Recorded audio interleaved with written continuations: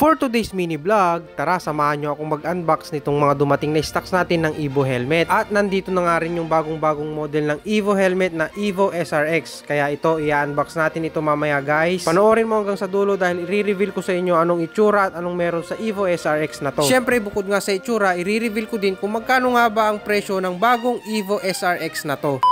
Ngayong araw nga guys, dumating na nga yung mga stocks natin ng Evo helmet. Medyo konti nga lang yung dumating ngayong stocks, nasa halos 54 pieces nga lang na Evo helmet yung dumating sa atin ngayon. Bali dito nga sa mga stocks natin na dumating ngayon guys, nandito na nga rin yung bagong model nga ng Evo helmet na Evo SRX. Bali i-unbox ko nga lang muna itong mga dumating at iaayos sa bodega bago natin i-unbox nga yung bagong Evo SRX. At eto na nga guys lahat yung 54 pieces ng Evo helmet na dumating sa atin. Pagkatapos ko nga itong may unbox at may sort, saka ko naman ito ipapasok dito sa bodega. Hindi din kasi natin may di-display lahat nitong dumating na stocks dahil nga limitado lang yung space ng pwesto natin. Kaya kapag inaayos ko na nga dito sa loob ng bodega yung mga stocks natin ay talagang nakasort na yung mga sizes at mga design. Para syempre madali na lang maghanap at kumuha kung sakaling kailangan na nating mag-display doon sa taas. Bali eto nga pala yung mga i-display natin sa mga bagong dumating na stocks. At umakyat na nga ako dito sa ating pwesto para buksan itong pinto para dire-diretso tayong mag-akyat ng mga stocks na nasa baba. Bali sakto nga lang na dumating na yung mga bagong Evo helmet natin para meron na rin tayong may display. Medyo konti na lang din kasi yung mga naka-display dito gawa ng mga pumuntang reseller at mga shop na nagtitinda dito sa area natin. Fast forward nga guys, naiakyat ko na nga itong mga dapat nating i-display dito sa taas. Medyo hiningal nga ako dahil pabalik-balik akong nag-akyat baba doon sa 15 steps na hagdan natin. Pero ganun pa man, ganyan talaga guys, pag mahal mo yung ginagawa mo, hindi ka magsasawa kahit nakakapagod dito. Kaya eto na nga guys, mag-unbox na tayo.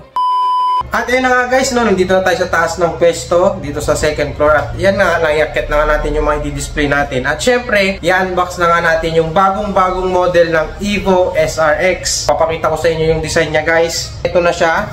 Ito yung pinaka-box niya guys. Ito lang natin. Meron siyang pangalan dyan, SRX.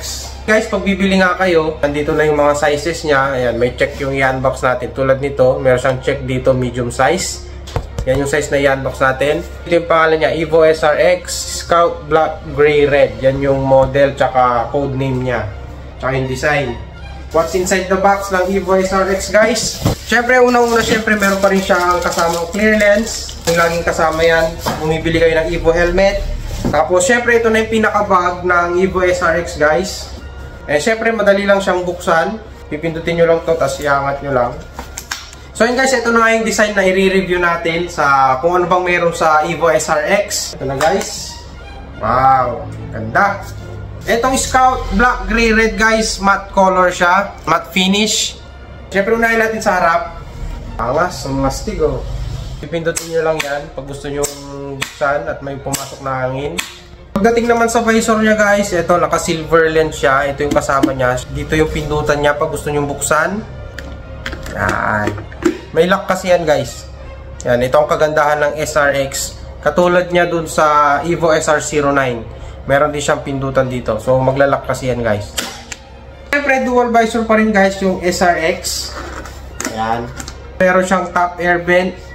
At sa banti lang yan. Pag gusto nyo buksan at isara. Ito yung pinaka side view niya. Ito yung likod niya guys. Meron siyang built-in spoiler. Close up natin. Hindi siya ganun kahaba, hindi siya hassle pag meron kayong back ride na alalahanin na uumpog ito dun sa likod. Saktong-sakto lang yung haba niya. Ito pang isang umagaw ng attention ko. Ganda nito guys, so meron siyang exhaust dito. Mga stick guys, so.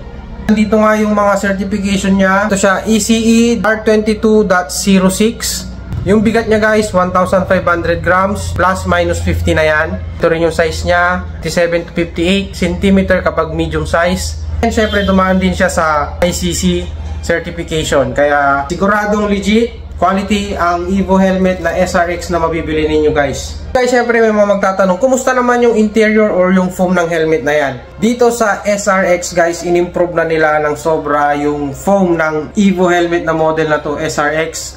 Tignan nyo naman guys. Wow, napakaganda. Halos maihahalin tulad mo na sa premium quality talaga guys. Siyempre meron siyang reflector dito sa likod para pag suot yung helmet at nailawan kayo sa likod. Ayan o, meron siyang reflector dito. Pagdating sa lock, quick release. Tapos yan yung pinaka-loob niya guys o. Hindi mo akalain na sa presyo niya meron siyang ganito kagandang foam sa loob. Ganda yung fit ng SRX.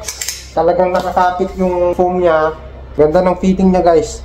Yun guys, kung naghanap nga kayo ng magandang fitting or yung masikip snug fit na tinatawag na helmet, pwede nyo i-consider itong Evo SRX. Maganda yung fitting niya guys. Goods na goods, napakaganda ng fitting niya. Ito na, i-reveal na natin yung price niya guys. Pag may graphics na Evo SRX guys, 3,800 lang ang SRP nito guys. Halos kapresyo lang niya ang Evo GT Pro. Monocolor, syempre 3,600 ang SRP ng SRX. Kaya guys, napakasulit. Talagang bawing-bawi yung pambayad at pambili ninyo na 3,800 meron ka na ganito kaganda. At tingnan mo naman yung foam, hindi tinipid. Kaya sigurado pag napanood mo to, eto na yung sign na mag-upgrade ka na ng Evo mo. Evo SRX guys, solid. Kaya kung naghahanap ka na nga ng mura at SRP na Evo helmet, pasyal ka na dito sa hideout natin guys. At sa mga gusto naman mag-reseller o mag-wholesale, mag-PM lamang kayo dito sa ating page.